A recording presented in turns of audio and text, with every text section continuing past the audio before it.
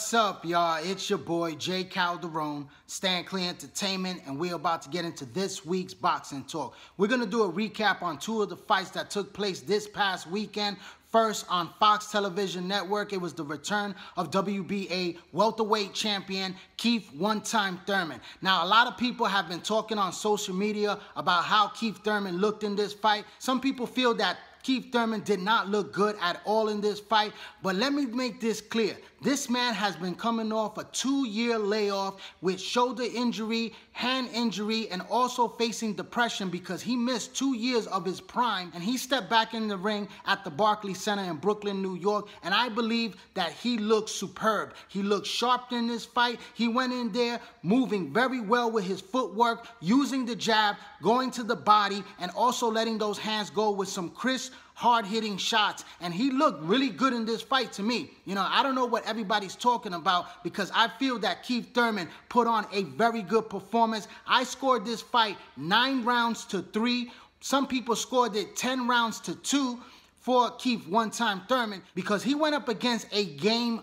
fighter, a tough veteran fighter who has a lot of experience against big name fighters, and Josesito Lopez is Riverside Rocky for a reason. This guy is no joke. He has Robert Garcia as his trainer, and Garcia has done a very good job rejuvenating the career of Josesito Lopez because he came off a very solid win against a contender in Miguel Cruz, who also fought on the undercard and won by second round knockout. So this guy, Josesito Lopez, came to fight. He wasn't a cherry pick. He wasn't a soft touch for a guy like Keith Thurman coming back from 2-year layoff. And this guy proved what he needed to be for Keith Thurman, to give Thurman rounds in this fight, to be as tough as he was. And he put up a solid game performance against Keith Thurman. And Thurman did his thing in there. Like I said, I don't know what people are talking about because what I saw was a very good Keith Thurman for a guy that has been out of the ring for 2 years, and with all the things that he had faced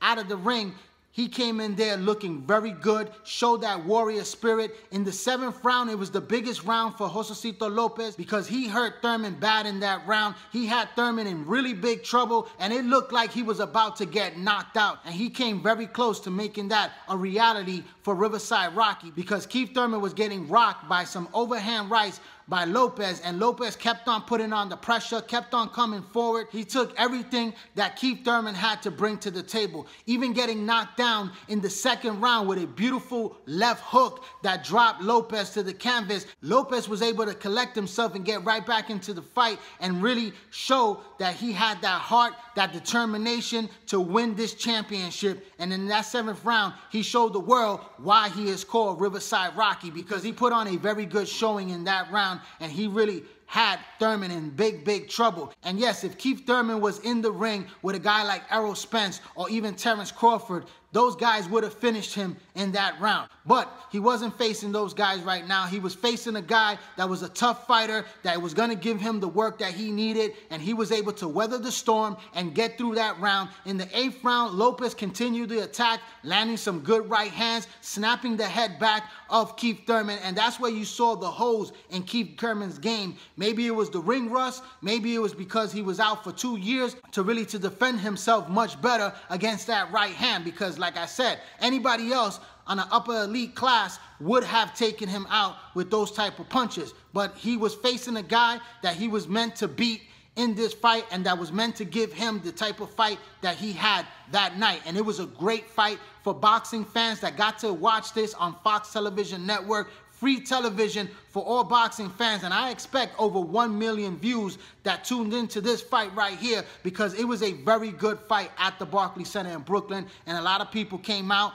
to see this man perform, and he performed very well. He closed out the show in the 2nd half of the fight. After the 8th round, he got back into the boxer puncher mode, and he put on a very good clinic on Josesito Lopez. Like I said, Lopez didn't win no more than 2 to 3 rounds in this fight. So you got to give Keith Thurman credit for what he did. He didn't knock out a guy that was in tremendous shape and had a pretty solid chin and was there to be in this fight very game to the very end. And Keith Thurman won the decision to retain his WBA real title, and he called out Manny Pacquiao, just like I said in my previous video that he was going to call out Manny Pacquiao. Why? Manny Pacquiao is 40 years old. He's the biggest name in the welterweight division, whether you like it or not, whether you feel he should retire or still be in the fight game.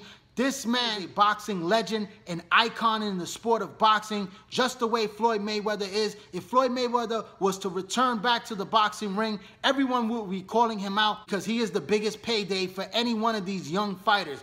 All these guys are going to be calling out Manny Pacquiao. And I believe that the WBA will order a fight between both of their champions that hold a WBA title to clear the airways and also for that big money fight to happen. Keith Thurman versus Manny Pacquiao right now is a very attractive fight. It's a fight that boxing fans will definitely tune in to see. Most likely in Las Vegas it will take place. If Floyd Mayweather does not come back, I see Manny Pacquiao accepting the challenge against Keith Thurman, or even Danny Garcia, who's about to fight pretty soon. Danny Garcia will call out Manny Pacquiao as well. And then you'll see a guy like Errol Spence or even Mikey Garcia. Whoever wins that fight will be calling out Manny Pacquiao, because this man is still a very live fighter right now with a world championship, a big name, and he had a very good performance against Adrian Broner, but that was against Broner. What will he do against a guy like Keith Thurman, who's more mobile, who uses the jab, who goes to the body and definitely lets his hands go with some very good power? Will this Keith Thurman version on this fight beat a guy like Manny Pacquiao? We don't know. You know, it's a very good fight between both guys. I didn't think Pacquiao looked all that spectacular in his fight, but he put on a very good performance as well. So with their performances in their last fights, if they fought each other right now, who would you pick as the winner of that fight? You know, I'm going to have to go with the younger Keith Thurman, but I like Manny Pacquiao, and I wouldn't mind seeing Manny Pacquiao pull out that fight either. So it's a 50-50 fight in my book as of right now. We have to see what happens down the road. But another great fight that took place this same night was on DAZN live stream network. And it was a great fight between WBO junior middleweight champion at 154 pounds, Jaime Munguia of Mexico, taking on Japanese warrior Takeshi Inoue. This was an excellent fight.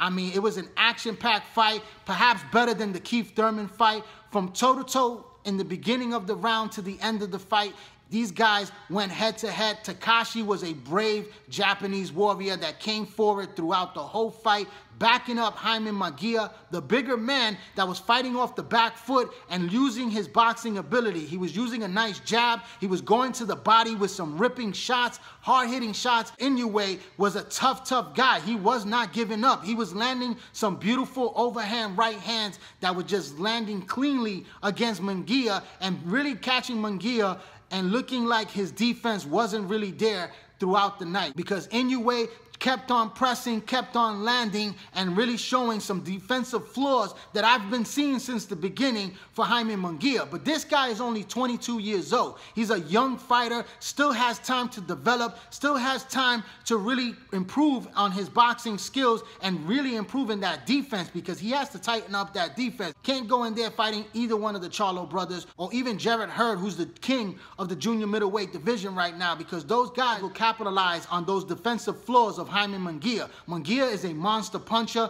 but if you put a guy with a great chin, the way Inoue had an excellent chin in this fight, that he was able to absorb those big, heavy shots, any other man would have went down. But when you have a great chin, you're going to stay there for the whole fight. And that's what this young Japanese fighter did. You know, he was there for the long haul, and he took punishment in this fight, but he also dished out some good punishment as well. And Jaime Munguia, you know, I don't know how long he's going to stay at 154 pounds. He says he can make the weight easily. He says that, you know, he feels comfortable at that weight. He's a giant, a very big man in the junior middleweight division for anybody, but those champions will definitely eat him alive and take him apart down the stretch with their experience and them being a better quality as a fighter to Jaime Munguia. But this young man has a bright future. If he moves up to the middleweight division of 160 pounds, he'll make that weight very easily, and there's a lot of big names out there. I know that Golden Boy Promotions would love to have a fight between him and Canelo Alvarez much later down in his career, perhaps in Mexico, where they could fill up a big stadium over there the way Julio Cesar Chavez did, and they could probably get more than 150,000 fans in attendance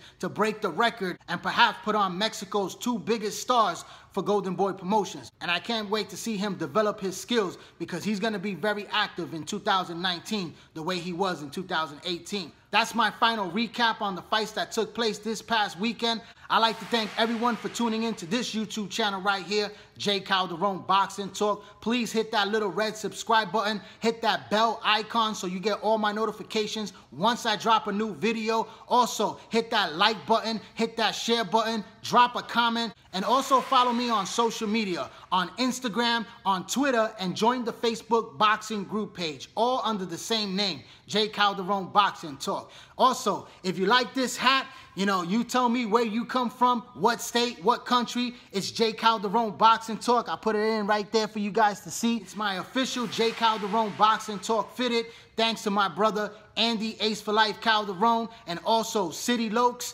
This is just the beginning for us, and we hope to expand more and more to the t-shirts, the hats, the website, more interviews in 2019, and going to more and more boxing events so I could bring to you guys the exclusives for J. Calderon Boxing Talk. I'm J. Calderon. Thanks for your support. Keep watching, and please subscribe.